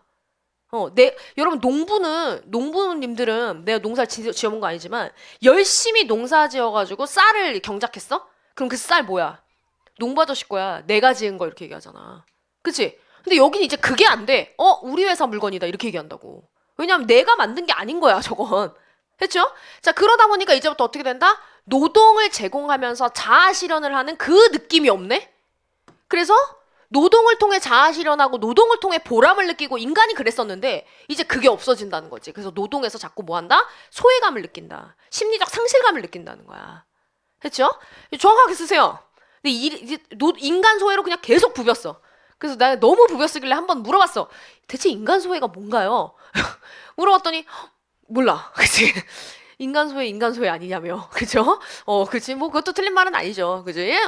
이해선이 이해선인 거고 인간 소외가 인간 소외인 거고 다 그런 거지 뭐. 자, 그다음 마지막으로 이야기하는 게 바로 뭐다? 조직의 일방적 관리다. 이런 말을 하죠. 일방적 관리다라고 하는 건 대체 뭘까요? 조직이 모든 걸 다 정하고 일방적으로 뭐해? 통지만 해. 그럼 구성원은 무조건 뭐 해야 됩니까? 거기에 따를 수밖에 없는 구도인 거지. 그래서 이게 종합적으로 뭐라고 까이는 거예요? 야, 넌 인간 없는 조직 이론이구나. 그래서 인간 없는 조직 이론이라고 하는 게 무슨 뜻? 인간을 고려하지 않았다. 인간의 목표 따윈 고려하지 않고 조직의 목표인 효율과 능률만 너는 강조하고 있구나. 이런 얘기예요. 됐죠? 그래서 여기 볼까? 조금 써보면 인간의 인간성이라고 쓸게. 여기서 인간성은 뭐야? 싸가지 있네 없네 아니라 그랬지. 이거 뭐야? 여기서 인간성은 인간의 고유한 특성. 그치? 인간의 고유한 특성. 예를 들어 인간이 심리가 있다든지 인간은 관계를 되게 중시한다든지 아니면 인간이 추구하는 게 대체 뭔지, 인간의 목적, 그지? 추구하는 뭐 가치, 이런 것들. 이런 거에 대해서 뭐 한다? 고려를 전혀 하지 않았다. 오로지 뭐만 고려했어? 조직의 목적인 생산, 그지? 효율, 이런 것만 고려했다라고 하는 비판이 있었던 거예요. 그래서 여기는 다 했던 거여가지고 제가 설명 많이 생략을 좀 했습니다. 조금 어렵게 느껴지면 이유는 딱 하나야. 왜냐면 예시나 이런 사례에 대한 생각들이 많이 없으면은요, 요 단어들이 되게 어렵지. 왜냐 이건 완전히 이론만 막 번복돼 있는 거야, 경조는. 그러니까 되게 용어가 어렵게 느껴질 수 있어. 근데 용어가 너무 어려워, 해석이 안 돼라고 하면 그 사례가 많이 없는 거다. 머릿속에 사례가. 그래서 사례를 조금 생각하면서 보시는 게 좋을 것 같습니다. 자, 이게 과학적 관리법입니다. 자, 그럼 이제 두 번째 고전 이론을 보려고 하는데, 여기도 이 페이올의 일반 관리론이죠? 인사관리에서 아마 다 하고 오셨을 겁니다. 그래서 여기도 제가 뭐 그렇게 공 들이진 않고 빨리빨리 넘어갈게요. 근데 벌써 1시간이 지나가지고 여러분 조금 쉬어줘야 돼, 중간중간에. 그래가지고 지금 좀 10분 쉴게요, 여러분. 질문 있으면 오십시오.